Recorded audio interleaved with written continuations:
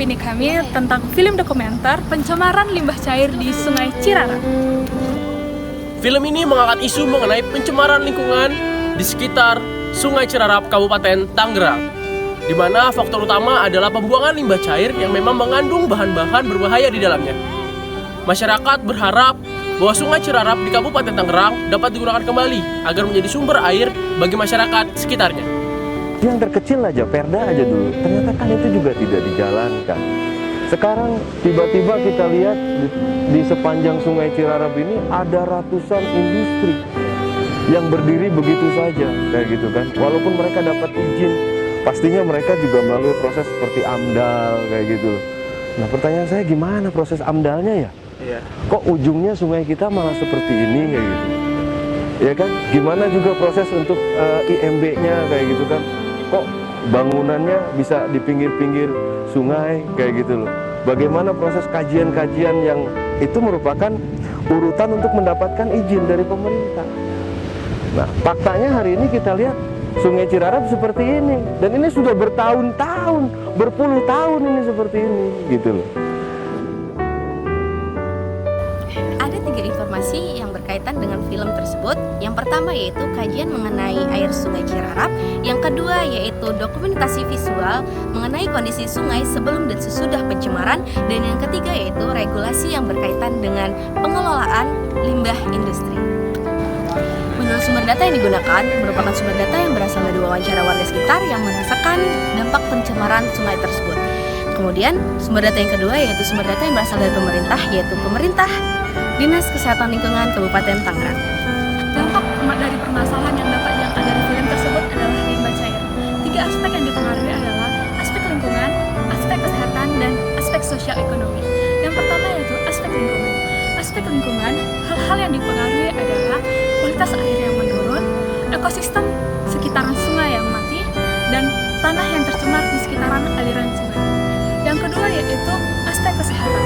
Aspek kesehatan yang pertama adalah meningkatnya resiko terkena penyakit kulit, gangguan pernapasan, dan iritasi akibat air yang tercemar. Yang ketiga yaitu aspek sosial dan ekonomi. Hal-hal yang dipengaruhi adalah masyarakat yang bergantung atau menggunakan sungai seperti petani dan nelayan merasa dirugikan atau menyebabkan kerugian akibat air yang tidak layak pakai atau air yang tidak layak digunakan, sehingga hasil panen atau nelayan yang menangkap ikan menjadi berkurang.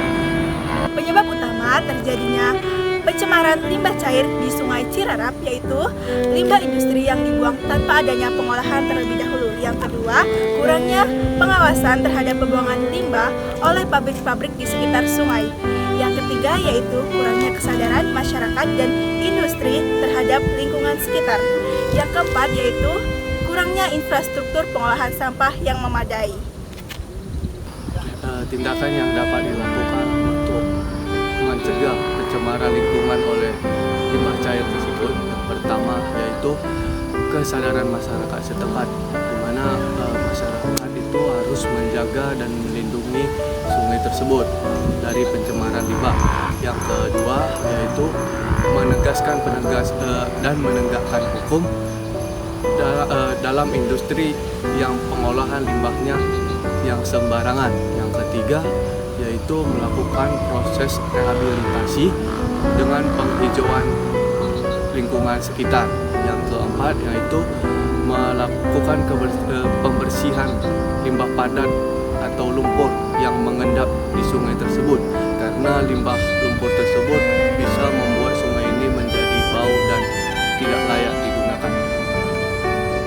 Pada video yang telah tertera serta penjelasan dari teman-teman, bahwasannya video tersebut memiliki kaitannya terhadap materi yang telah kita pelajari, yaitu materi rekayasa lingkungan.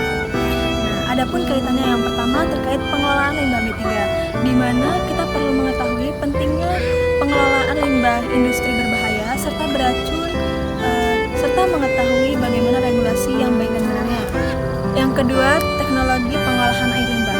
Dari video tersebut menyoroti perlunya sistem pengolahan air limbah agar tidak mencemari lingkungan tersebut. Yang terakhir yaitu analisis dampak lingkungan berkelanjutan, di mana dari video tersebut kita mengetahui bagaimana dampak tersebut bisa terjadi serta bagaimana cara kita memulihkan terjadinya pencemaran tersebut. Yang paling penting adalah sekarang kita gugah dulu semuanya. Yang tadinya cuma ngelihat sungai gitu, sekarang harus sudah bisa megang air sungai. Dari megang air sungai memperhatikan lagi, loh kok gatal-gatal, kenapa bisa gatal-gatal? Mulai bertanya-tanya apa penyebabnya dan lain sebagainya. Dari situ baru kemudian kepikiran, ini nggak benar, ini ada yang salah. Nah, kalau semua orang sudah berpikir seperti itu, saya pikir tidak lama lagi Sungai Cirarap akan jauh lebih baik ke depan. Film ini dapat menjadi bahan refleksif dan juga evaluasi bagi setiap mahasiswa yang mengambil mata kuliah rekayasa lingkungan, di mana kita dapat menanggulangi serta mencegah pencemaran lingkungan itu terjadi di sekitar kita. Mungkin itu saja video yang dapat kita sampaikan. Sekian dan terima kasih.